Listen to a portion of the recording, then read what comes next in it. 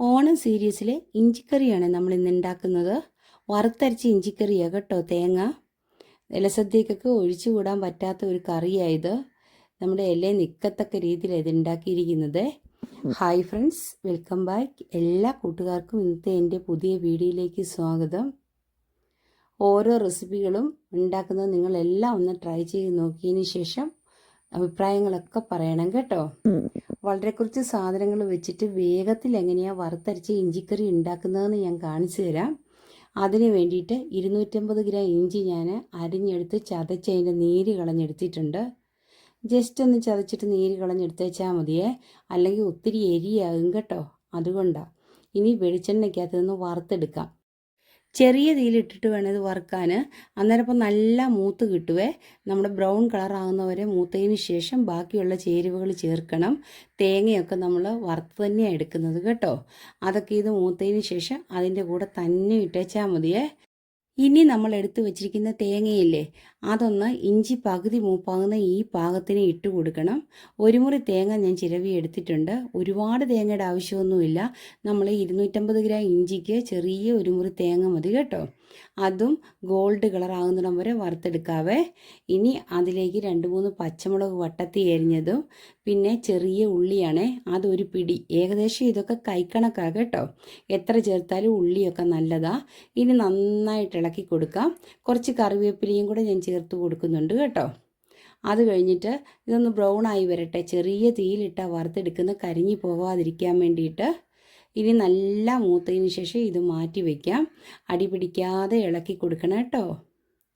എല്ലാ കൂട്ടുകാരും ആദ്യമായിട്ട് എൻ്റെ ചാനൽ കാണുവാണെങ്കിൽ ഒന്ന് സബ്സ്ക്രൈബ് ചെയ്യാൻ മറക്കരുത്. വീഡിയോ ഇഷ്ടപ്പെട്ടാൽ ലൈക്ക് ചെയ്യണം, ഷെയർ ചെയ്യണം കേട്ടോ.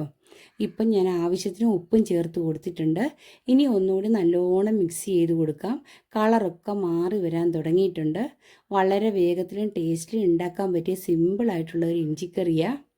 ഓണസദ്യക്കൊക്കെ നിങ്ങൾ ഉണ്ടാക്കുമ്പോൾ ഇതുപോലെയൊന്ന് ട്രൈ ചെയ്ത് നോക്കണം. ഇപ്പോൾ തേങ്ങയൊക്കെ നന്നായിട്ട് മൂത്ത് വരുന്നുണ്ട്. എന്നാൽ കുറച്ചുകൂടി മൂക്കണം കേട്ടോ. ഒരു കളറൊക്കെ കംപ്ലീറ്റ് മാറി എണ്ണയൊക്കെ തെളിഞ്ഞു വരുന്ന ആ പാകമാകുമ്പോഴത്തേക്ക് നമുക്ക് ഓഫ് ചെയ്യാം. അതിനുശേഷം തണുക്കാൻ മാറ്റി വയ്ക്കാം. ഇപ്പം ഏകദേശം നന്നായിട്ട് മൂത്ത് വന്നിട്ടുണ്ട്. നമ്മുടെ തേങ്ങയുടെ കൂട്ടൊക്കെ ഇപ്പം നന്നായിട്ട് മൂത്ത് വന്നിട്ടുണ്ട്.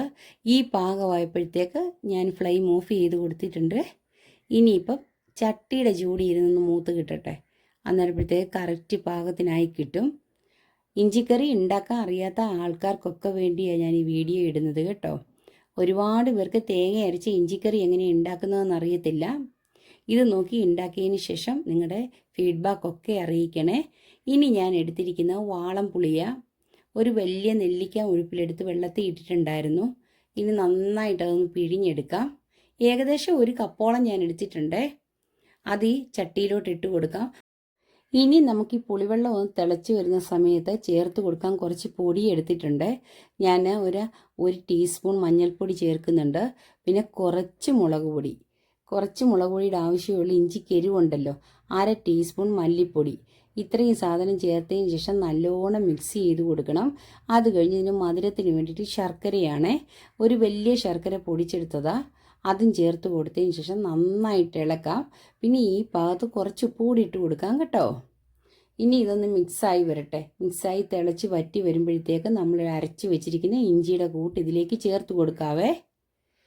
ഈ ചെറുതായിട്ട് ചൂടാകുന്ന സമയത്ത് തന്നെ ഇഞ്ചിയുടെ കൂട്ടി ചേർത്ത് കൊടുക്കാം. നല്ല ഫൈനായിട്ടാണ് ഞാൻ അരച്ചെടുത്തിരിക്കുന്നത്. ഒട്ടും തരിതരിപ്പൊന്നുമില്ലാതെ ഈ വറുത്തരച്ച് ഇഞ്ചിക്കറി വെച്ചാലേ ഉള്ളൂ ടേസ്റ്റ് ഉണ്ടാവുള്ളൂ കേട്ടോ. ഇനിയിപ്പോൾ നല്ല ഒന്ന് വറ്റി വരട്ടെ. ചാറൊക്കെ കുറുകി വറ്റി വരണം. ആ പാകത്തിനാകുമ്പോൾ നമുക്ക് കുറച്ച് ചേരുവകൾ ചേർക്കണം. ഞാൻ ഈ സമയത്ത് കുറച്ച് ഉപ്പും കൂടി ചേർത്ത് കൊടുത്തിട്ടുണ്ടായിരുന്നു കേട്ടോ. ഇനിയിപ്പം ഇളക്കി ഒന്ന് അടച്ചു വയ്ക്കാം.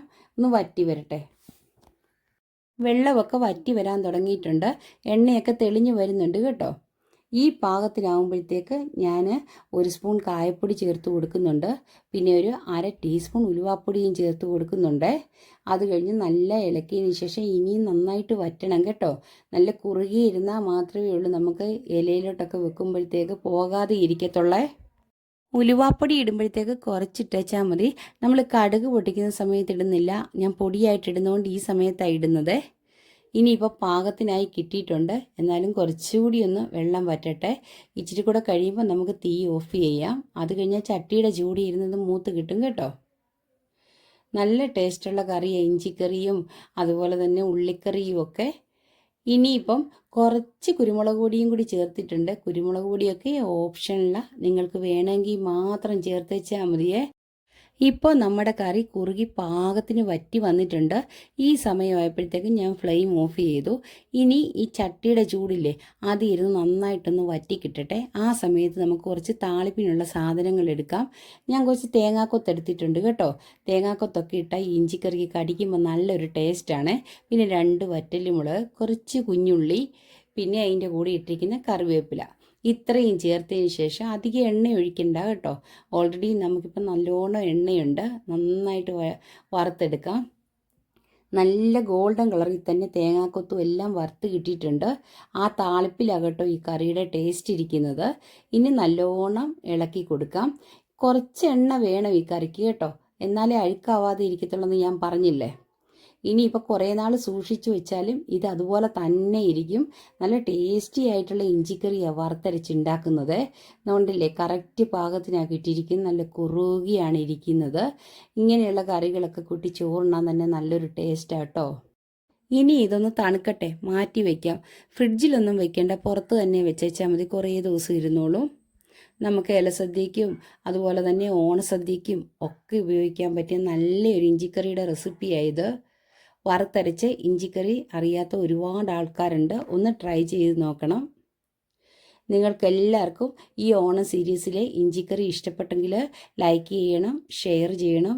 ഒന്നുകൂടി പറയുക, സബ്സ്ക്രൈബ് ചെയ്യാത്തവരുണ്ട് എൻ്റെ ചാനൽ ആദ്യമായിട്ട് കാണുന്നവരൊന്ന് സബ്സ്ക്രൈബ് ചെയ്യണം കേട്ടോ.